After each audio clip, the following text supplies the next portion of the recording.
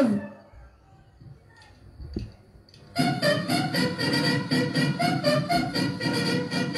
En place, pour gardez-vous pour le salut. Salut.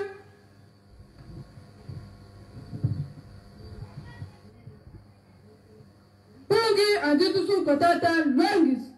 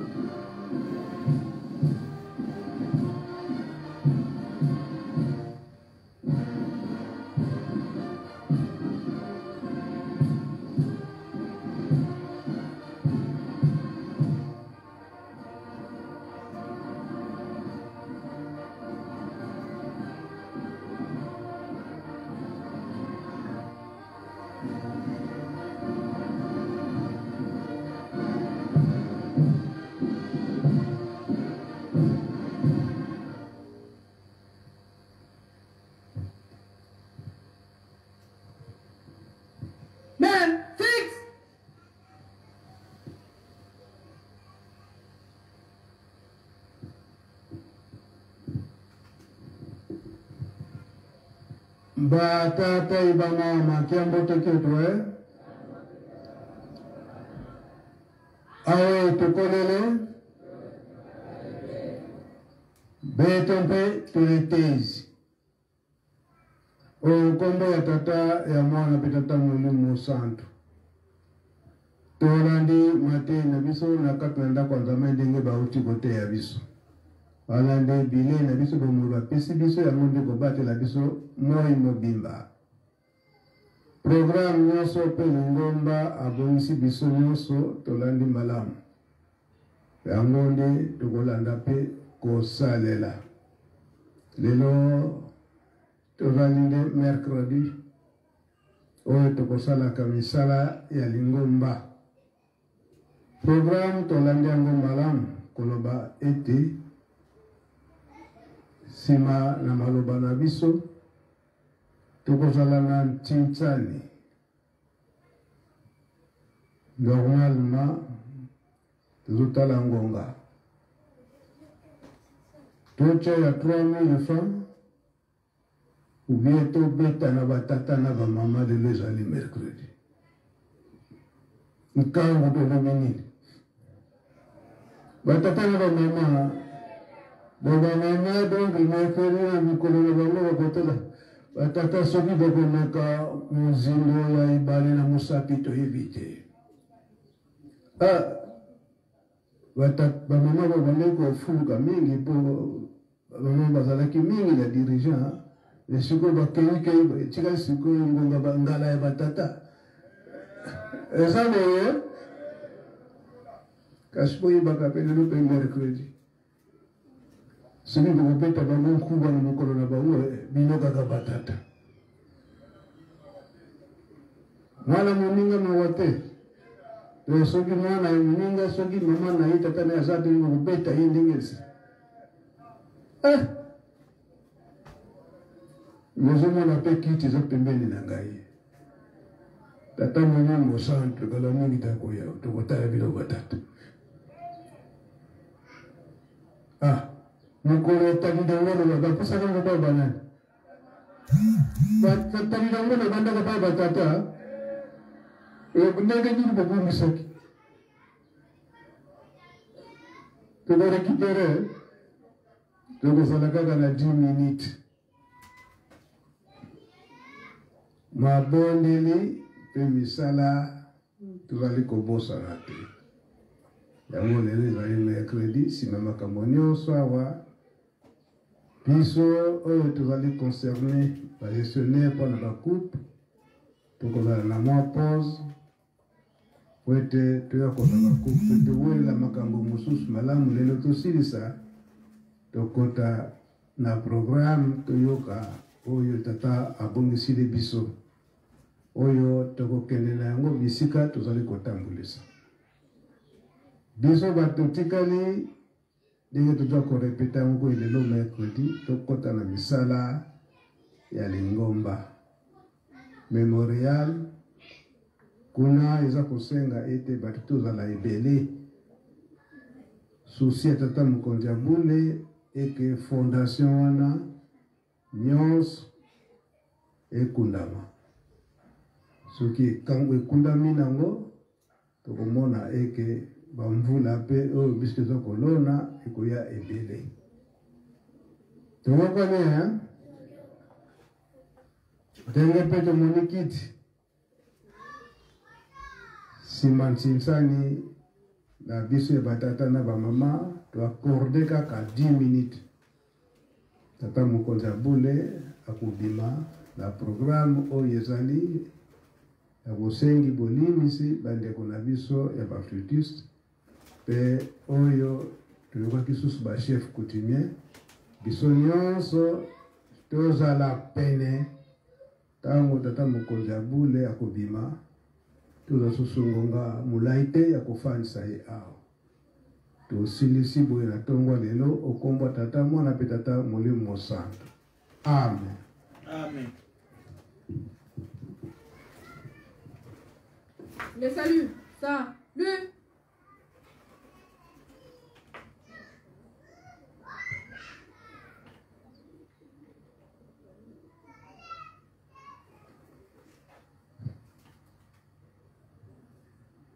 Main fixe.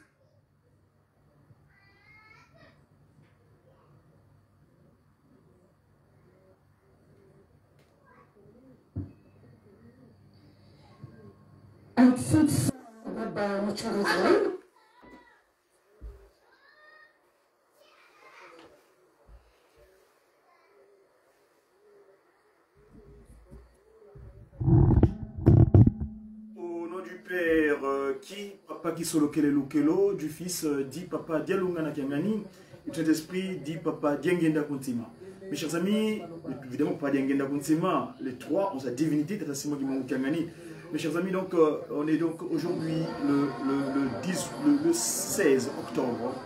16, vous savez, nous, dans le cadre de Pakuno Pelekete, 1 plus 6, ça fait 7. La perfection de Dieu, ça tombe un jour de Mbassa, dans le cadre de Kimbangoumuna, on appelle ce jour-là le jour de Mbassa. Ben, c'est le jour consacré aux mamans. Vous avez annoncé la Papa Simon Kimbango par l'entremise de son conseiller direct, Tata Nguengi Koufi le Koufi, le Christ redisposé de nouveau sur terre, Papa Menza André Kiangani, Tata Nsongi Anzila, qui a tenu le culte matinal en le patronant à la connaissance de Nkamba ce matin. Il vient de nous donner le programme de la journée consacrée aux mamans. Il y a une émulation qui va se poursuivre tout de suite là entre les papas et les mamans dans le cadre de la construction de Nkamba, la Nouvelle Jérusalem, car telle est notre manière d'agissement pour bâtir cette nouvelle cité de paix, Nkamba, la Nouvelle Jérusalem, où tout le peuple sont censés monter en Nkamba pour recevoir la paix nécessaire qu'il leur est utile dans leur vie physique. Mes chers amis, ici, il est question de programme de la journée. Nous, on est des messagers pour une évangélisation divinement inspirée des activités du Kimongis, le média qui, donc messager pour une évangélisation. Évangélisation, c'est Ewaglion, donc la bonne nouvelle, divinement, donc divin, issu de Tata Kimbangu Kiangani, inspiré dans le cadre de ses activités, donc le Kimongisme, qui est donc la nouvelle civilisation. Tout de suite, après, il y a eu un programme qui est annoncé, hein, les flûtistes Kimongistes, parce qu'on va pas se limiter là-haut, voilà, pour le voit bien.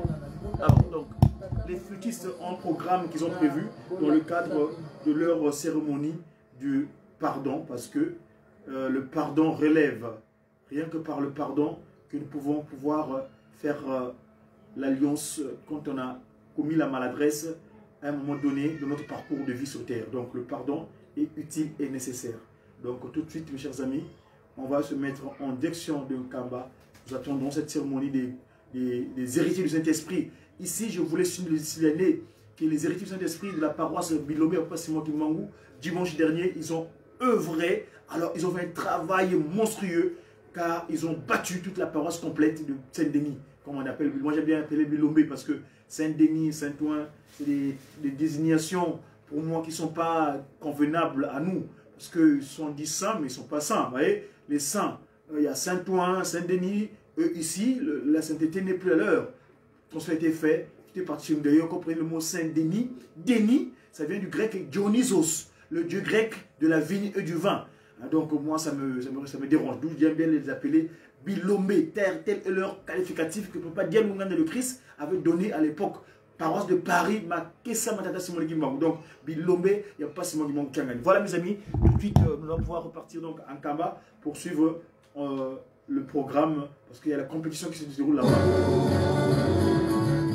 Si il n'y a pas Simon Guimang le permet, nous y reviendrons pour vous faire relayer ce qui se passe là-bas. Merci à vous pour votre attention. Nous voulons aussi remercier notre cordon ici en France, le très distingué Paul Dilungene de Malonga, qui est donc notre coordinateur ici au cadre de la radio-télévision Kimongis.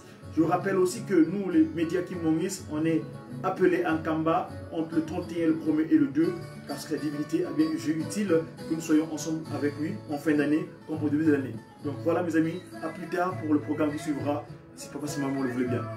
Merci à vous et bonne journée. À très bientôt. C'est mon nom. J'ai qui. On va le dire derrière là-bas.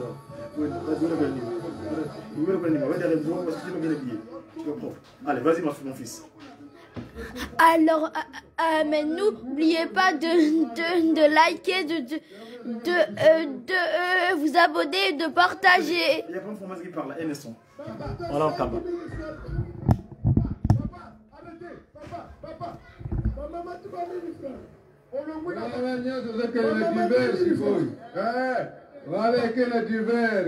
Comptabilité. Papa, yo, tolongoli fils non n'a pas qui. Oyoki papa. Olongwe. Fliki, toke de sa position. Ton position de décision ya papa. Soki kaka banani baneki, bino bolandi directement. Ton la décision ya papa terre. Dossier na yo to déclasser ya. Mais soki bokoye la papa futa yo kaka na libanda ya papa. Foboya na ngwa sumat. Boniko. Malgré beaucoup ça, je me dis, mais faut moyen d'un goût à Souma. Batata 5 000 francs. Oui, symbolique.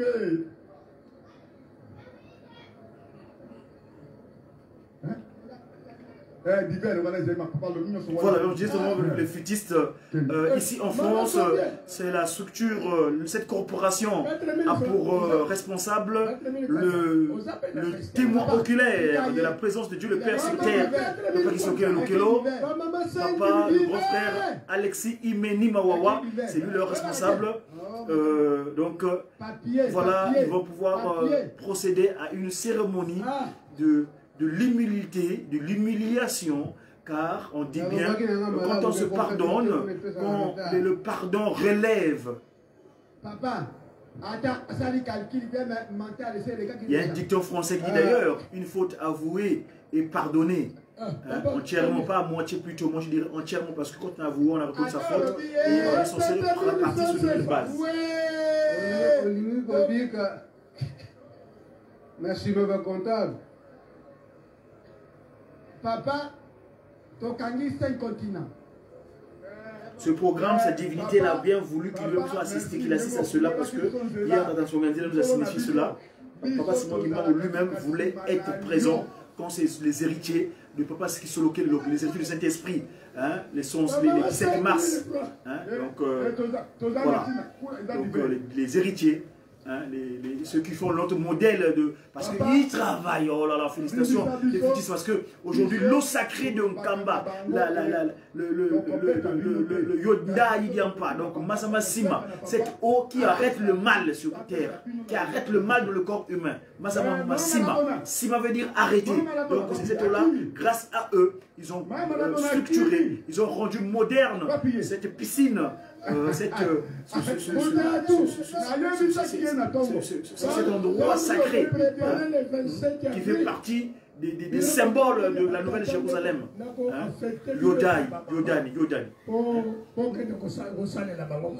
Donc voilà, c'est grâce aux futis qu'ils ont fait ce travail-là. À l'époque, on se moquait d'eux, les filles, c'était des promos et tout. Mais ils ont pris conscience que c'est bien des héritiers du Saint-Esprit, donc il faut soit modèle de cet héritage-là. Donc, ils œuvrent pour construire une camp. Mais les autres groupes, moi j'ai toujours mon exemple, les guitaristes. Les guitaristes, quel autre symbole en Kamba, s'il vous plaît? Quel autre symbole? Ça m'attriste souvent de les relayer cela, parce que ça me dit ça. C'est pas que, vraiment, ça m'afflige en tout cas. Ma tata, on a gagné ma guitariste, vraiment, c'est quand on a. Après, c'est juste le coup, on a pas besoin de la déco. C'est pas. On ne construit pas. Guitariste qui m'enguiste. Ah là là. Tati qui m'enguiste. Merci en tout cas, cette divinité, nous avons confiance en toi. Et c'est à toi, nous donnons corps et âme pour que cette dextérité spirituelle, de conscience, nous devons construire une camp, la recommandation de Christ Jésus, pour dire qu'on a Kiangan. Papier, comptabilité. Papier. Oui.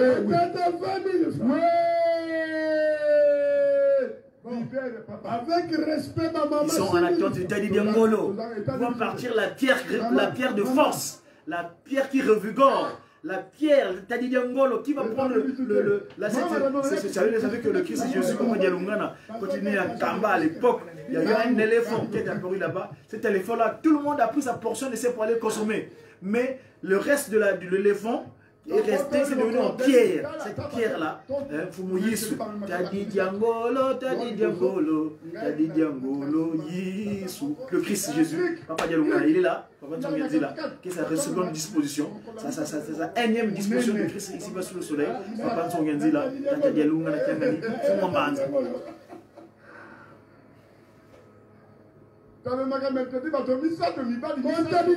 Comptabilité. Je vous rappelle que le culte matinal de ce matin a été dirigé, enfin, celui qui a tenu la prédication, c'est le révérend pasteur.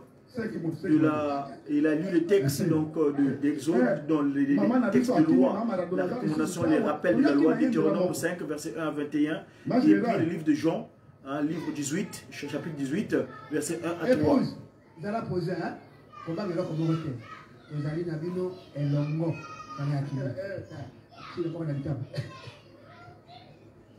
Papa ou Bernice Poutou, bonjour papa là où tu es.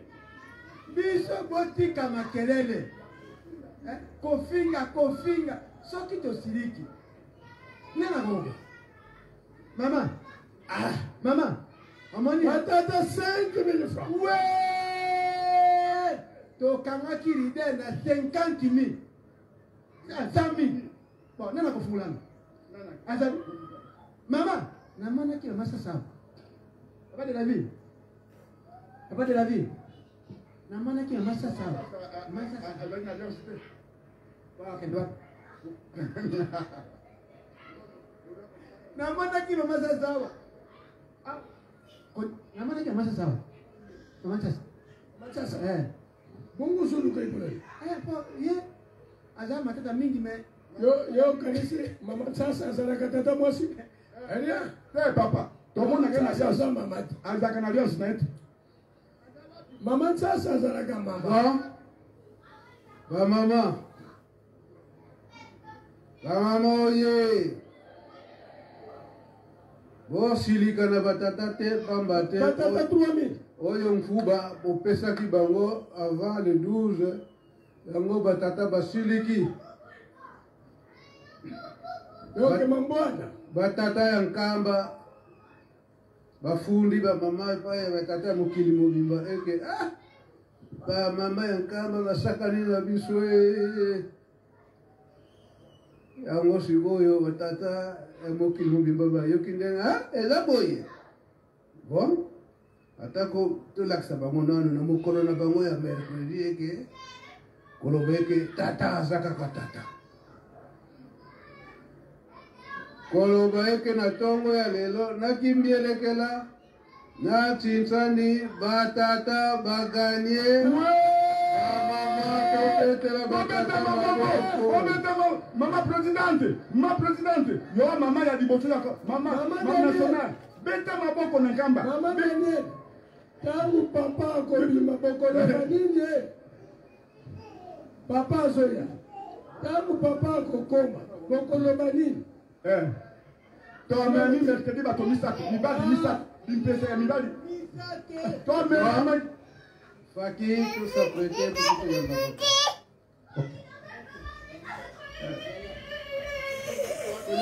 Papa, maman, papa, maman, ayoka. Vino.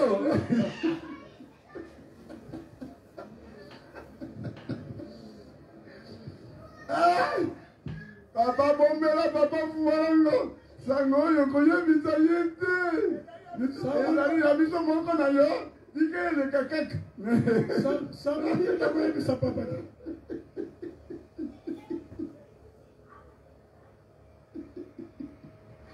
Kasi bolongi. Papa ayoka te. Papa biso moko na yo nkolo. To bomba sekre oyo. Bombela biso yango nkolo. eloko tosali esalamaka te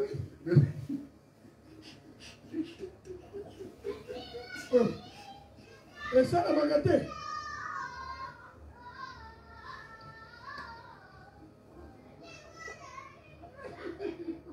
bokomi kobanga mpo botosi mokolo bato te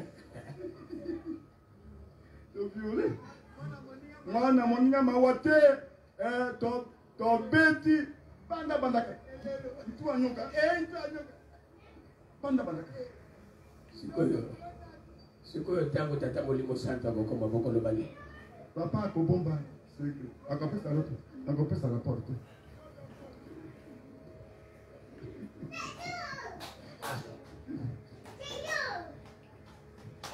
Papa Daniel. Papa, dodo kolo papa, sekito. Papa. Levo. Utisi na levo papa. Lumu kikolo la mutana. Kiba. Mazu magizole mazu. Je suis en live là. Mais reprends Daniel. Papa. Soki papa tu. Papa faut. Allo batwa. Papa. Ayebili ya kolobela. Papa ayebili ya kolekela. Papa kobomba biso. Papa bomba biso na etumba oyo ekima kaka koba moli mosala.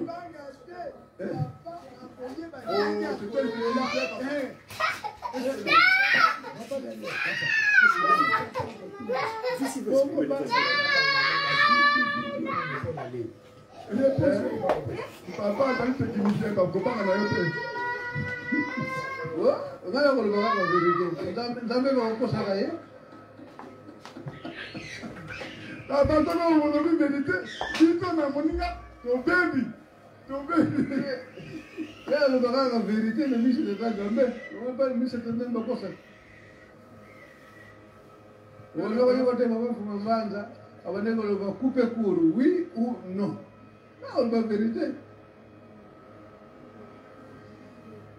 Papa ozali technicien okoyeba ndenge ya kobongisa likambo wana likoki na papa mpe akita motema olobi papa yo ozali technicien oyebi ke ngai na moninga tozali awa sol ye moko papa akoyeba ngai nakoloba vérité soki papa alobi ke arejoue tozokili match kasi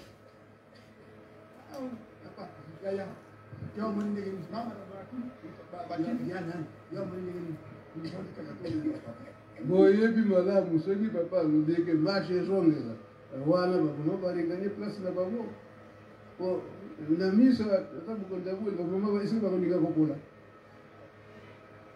papa esi bapolaki ozoproclame te bolingaka bango te papa problème ezali ya boye biso toza na problème te bango bavandi baza koyoka baza komona balobi mpe eloko moko te biso totikaka nini wana moni bango basengaka tokobeta bino tokobeta bino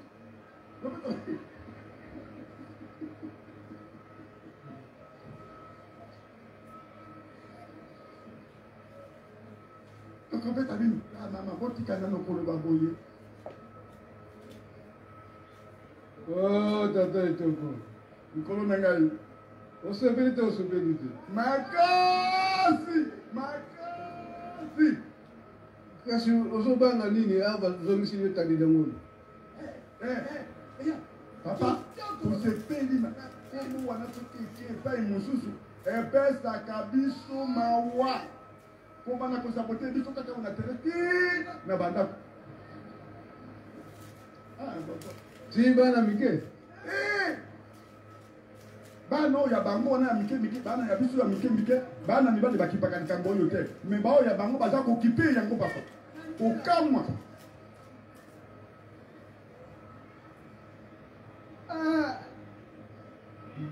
tomonaka pasi tomonaka kotamaka kaka boye to ngai moto na nzete na lio nazolekaka pembeni taye wana olobaka kaka te ngai makolo zilati monoko zilati makolo matembele kokipe deni nde moto oyo alobaka na bino kasi ngai wapi ngai nazali na makolo Faki, tika. Fana kimi. Mama, tiens. Mama utikosika 2000 francs. Ok, wana. Esi Ok. na. Asuka wana.